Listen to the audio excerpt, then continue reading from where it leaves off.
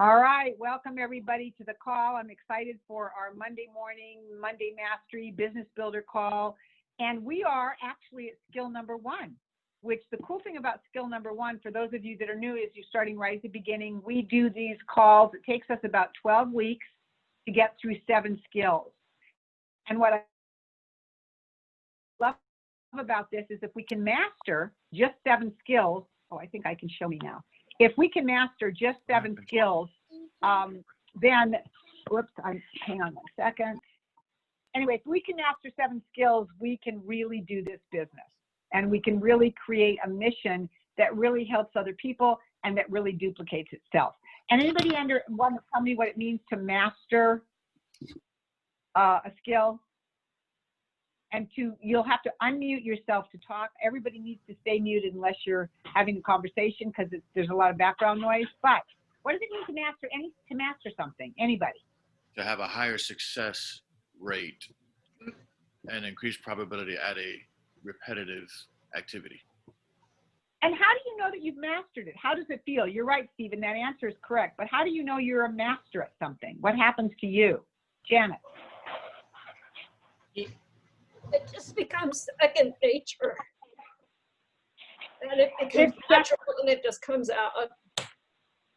It's just second nature. You automatically do it. So I want all of you to think about this answer. Would everybody unmute themselves for 1 second and fill in this sentence? Just unmute yourselves and fill in one word. Are you ready? I don't see people. Okay, I see a couple of you have unmuted. So, okay, so fill this sentence out. 2, 4, 6, 8. Did anybody have to think very hard about that? No, you have mastered counting by 2s. You know, you don't think about it anymore. That's mastery. So we have 7 skills, and I believe it's Jim Rohn who says, just master a few skills, and I'm going to say the quote wrong, and you can create a fortune. It's something like that. Nobody saved me on that one. Okay, so we're going to go on. So skill number 1 is putting your list together to begin your business. Now, what does that mean to put your list together? Anybody? You're going to put a list together. What is that? Pouring out on a piece of paper everybody you know. And why everybody you know, you can think of. And why everybody you can think of? Because it's going to, because as you're putting somebody's name down, it's going to jog your memory to say, oh, and I know 4 other people that are associated with them. And you're writing them down. So it's going to jog you to remember more people. We call it a memory jogger. So you write down Betty Smith, and all of a sudden you think, oh yeah, I remember Betty Smith's mother and her sister I grew up with, and she's married, her husband's a coach. I bet he has some people. So that's one reason. Why else do we want to put it all on paper? What does it do for your brain when it all gets on that paper? It helps guide you and give you a game plan. Gives you a game plan. What else? Makes room for more to come in.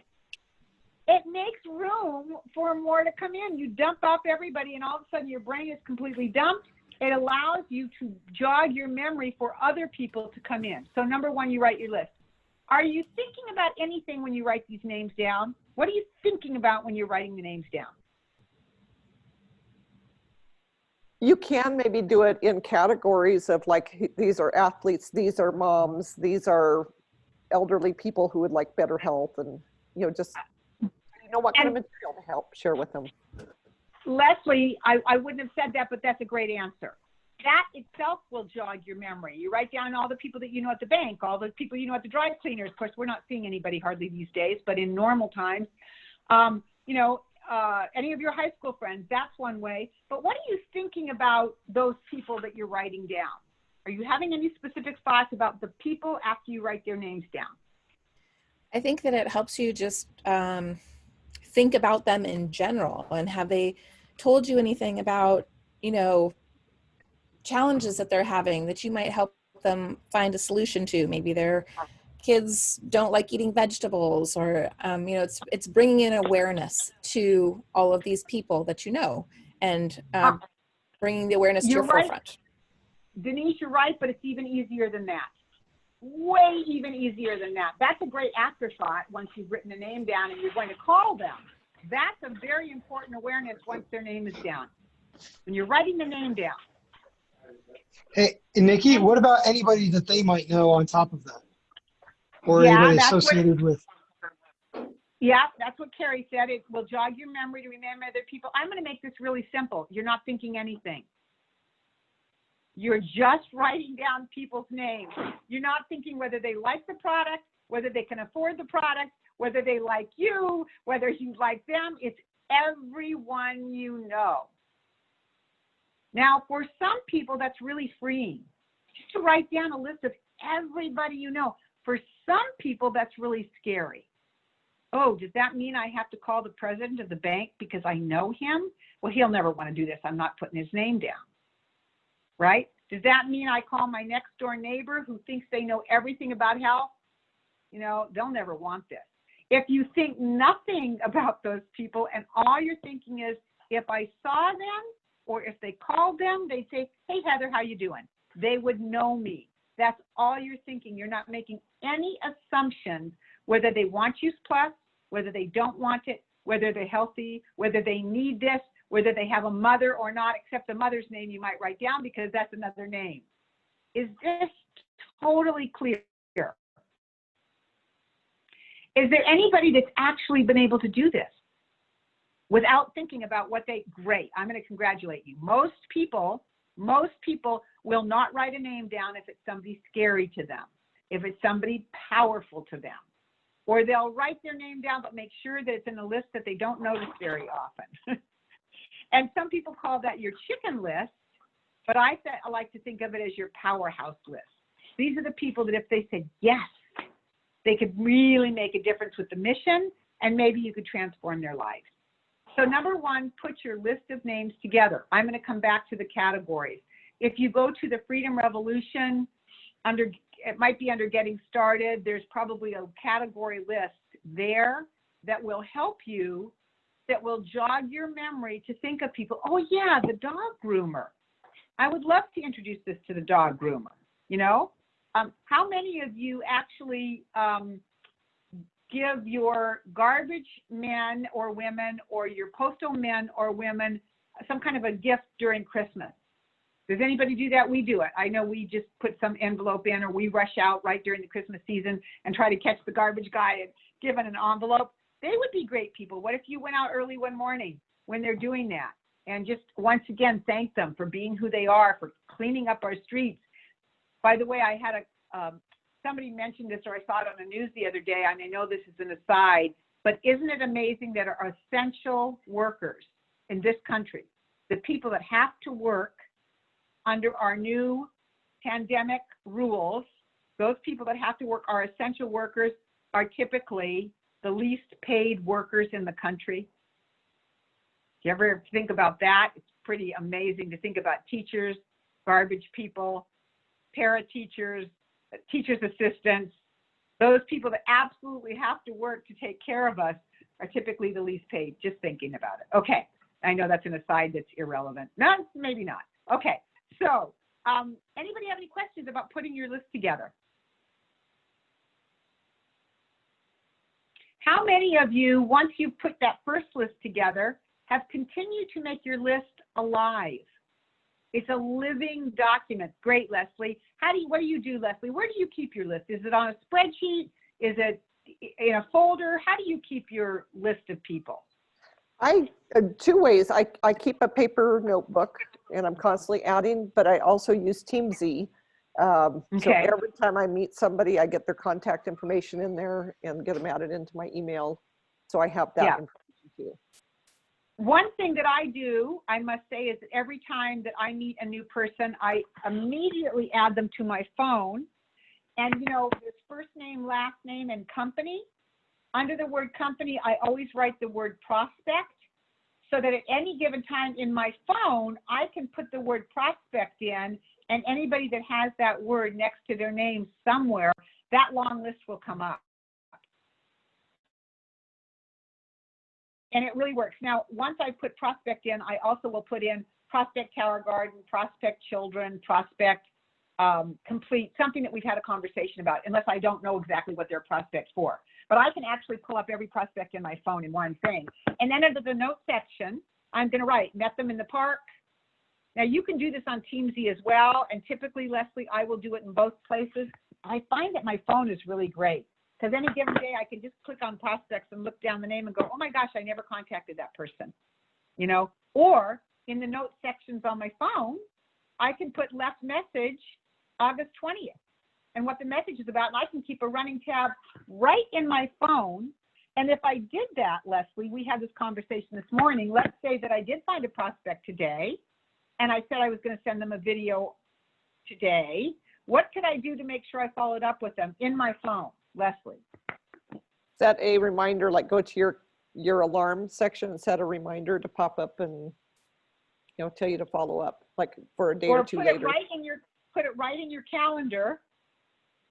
calendar, and all you need to put is their name. You don't need to put a lot of information in. You just put Betty Smith, call today, and then when Betty Smith comes up, you can look at contacts in your phone and know everything about Betty Smith that's happened. If you don't want to use Teamsy, this works really well if you use it and if you work it. Okay, so so you keep your living by continuing to add names, and we can follow up and make sure we do it either through Teamsy, a phone, or a paper calendar. But if you don't put in your paper calendar or your phone or Teamsy a follow-up date, I can assure you a lot of people will fall through the cracks. So anything else that anybody would like to add about making your list? Anything that you'd like to add from your reading from GoPro or anything that you've learned over the course of history with our company? Yeah, Carrie. I would, Nikki. Just quickly, because it was a lesson that I learned at a regional. So I know Eric Worre talks about putting down people that you don't even like, and it seemed kind of counterintuitive to me at the time when I read that. Like, I don't want to put down somebody I don't like, but it actually happened to me where there was somebody that I deliberately did not share with, and I just didn't want to. I just didn't want to do it. She ended up calling me at a regional and said, what is this shred 10 thing? And I was like so taken back. And I was like, how'd you find out about this? And she goes, oh, one of my friends is your customer. And I was like, oh. So I explained what it was, and she ended up getting on the shred. But it was somebody I deliberately did not share with. And I was like, okay, now I understand why you should put down people that you don't even like on your list, because sometimes those people are looking for something. So here's the thing about people that we don't like. Even if we don't like somebody, for the most part, we wish them health. Don't you think? I mean, you don't have to like somebody to wish them health. Is that correct? It's just if you don't like them, it means you don't want to spend time with them. It means that maybe their core values are not the same as yours, but it doesn't mean that you don't wish them good health. So one of the things that I would recommend is write people's names down, even if you don't like them. Just don't necessarily recruit them into your business, because you will have to spend a lot of time with them. And, you know, even if they're people that are making you money, to spend time with people that you don't want to spend time with, that's what this beautiful business is about, is that we get to choose whom we want to work with, right? Okay, thank you for that. That was great. Anything else? Anybody else have any other comments? All right, well, I think that Denise is just doing that. Okay, I wasn't sure if it was a hand coming up. All right, so number one, make the list, and think about it as if you were having a grand opening to your business. And this is in relationship to what you just said, Carrie. If you were opening up a clothing store or a restaurant, you'd put out ads in the newspaper, you'd put out ads everywhere to people that you liked, to your family, to people that you didn't like, and hopefully it would go to people that you don't even know, right? So one of the things I might say about the people that you don't really know is that each day, if you go even to Facebook or Instagram and start to follow some people by using a hashtag, you know, healthy interests or something, you can begin to add those people that you barely know or are following to your existing list. Because once you've gone with your warm market, the next place is to go to social media. And so you can invest a little bit of time into that each day and add that to your list as well. And when I usually add a list, a name from Facebook or Instagram, I usually will put prospect Instagram or prospect Facebook, because it's a name I really don't know. It's just really random, right? And I'm starting to build a relationship with them. But they go on my invitation list, my prospect list, my memory jogger anyway. All right? I think we've covered it. That's skill number 1. It's the outset, it's the beginning. So if you haven't done this, you've missed step number 1. Go back and do it now. Go back and add some people to that list. Take this list seriously, because this list of names is what changed our lives within the first 90 days of Chris and my business. And I'm not saying in 90 days we got to the top of the heap. Absolutely not. But what I am saying is it set the stage for what was to come. And there are still people in those first 90 days that are customers or are partners with us. So if you haven't done it, I'm going to really encourage you, put the list together. All right. Yes, Erin. Just something to tag on when you mentioned the social media, that as it relates to our restaurants, we would have a grand opening and we would invite people. Let's say if we had an Italian restaurant, but somebody didn't like Italian food, we would still invite people. Most people like some type of food. And when it comes to social media, I like to think of it and language it that if we're just advertising Indian food, but somebody maybe doesn't like Indian food, we might want to change what we're advertising. We also have water and beverages here, especially in this time where so many things could be polarizing. What can be uniform in our restaurant that we can promote our environment of what we have to other people? Yeah, absolutely. And we heard on a call this morning in terms of our particular Facebook group, everybody does their Facebook groups differently, but in our Facebook group, we actually invite prospects. And what we actually say to them is that I'm part of a healthy experience community. Would you like to see what we're up to? And you actually invite them to our community, and then they can see all kinds of different posts, and they're not all just plus posts. They're all different kinds. They're recipes, they're drink more water, they're get exercise, there's mindset. That is for us, that is a location that you can use for your prospects, at least within our group. Okay, yeah, Denise. And to take Erin's thought one step farther too, is you might be inviting somebody who maybe they don't see a fit for them, but they would invite somebody to meet you that they know that would benefit from it. So yes, good absolutely. to invite everybody. Yes, put everybody down on the list, because when it comes to next week, when we're going to talk about the invitation, Denise, you're going to tell us that again. Okay. But if they're not on your list, if they're not on your list to begin with, you can't do what Denise just said around inviting. So we're going to talk about that next week. So skill number 2, inviting. It is the gateway to our business. Get you new people on this call. How many of you feel like this? You have to raise your hand because you're recording. How many of you feel that this is helpful to all of you? Raise your hand if this feels helpful. Look at everybody watching this recording. See all the hands going up? Okay. Love you guys. Have a great week. Thank you, And we have a Nikki. great call Tuesday night, just so you know, great call Tuesday night. 4 national marketing directors are going to share why their company is home to them. It's going to be a great call. Yeah, it'll be a great one for prospects as well. Bye, everybody. Love y'all. All right. Have a great week.